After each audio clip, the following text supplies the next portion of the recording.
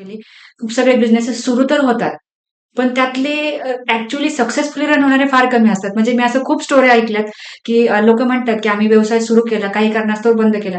मग हे ह्याच्यामध्ये मेन कारण आहे का? कुठल्याही बिझनेसमध्ये ह्या 3 डायरेक्शन्स मेन आहेत. नॉर्थ की जिथून कस्टमर फ्लो बघितला जातो. सेकंड किंवा मनीचा फ्लो. सेकंड आहे साऊथ ईस्ट आणि वेस्ट.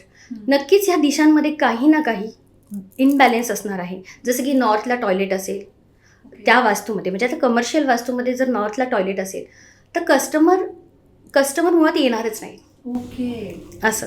जर तुम्ही किती पण ॲडव्हर्टाइजमेंट करा, सोशल मीडियावर तुम्ही खर्च करा, पण नॉर्थला टॉयलेट आहे म्हणजे तिथे तुमचे कस्टमर फ्लो तिथे स्टक झाला.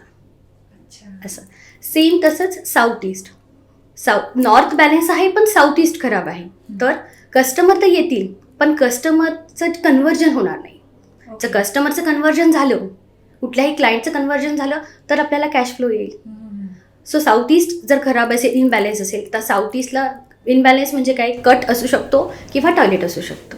ओके. तर हे. आणि थर्ड डायरेक्शन जसं मी बोलली वेस्ट, की समजा नॉर्थ ही चांगली आहे, साऊथ ईस्ट पण चांगली आहे, पण वेस्ट जर त्यांची इनबॅलन्स असेल, कट असेल, टॉयलेट असेल किंवा अजून किचन असेल, कमर्शियल वास्तूमध्ये खूप कमी असू शकतं किचनची, पण तरी पण आपण पकडून चालूयात की वेस्टमध्ये किचन असेल किंवा टॉयलेट असेल, तर तुमचा कस्टमर फ्लो येईल.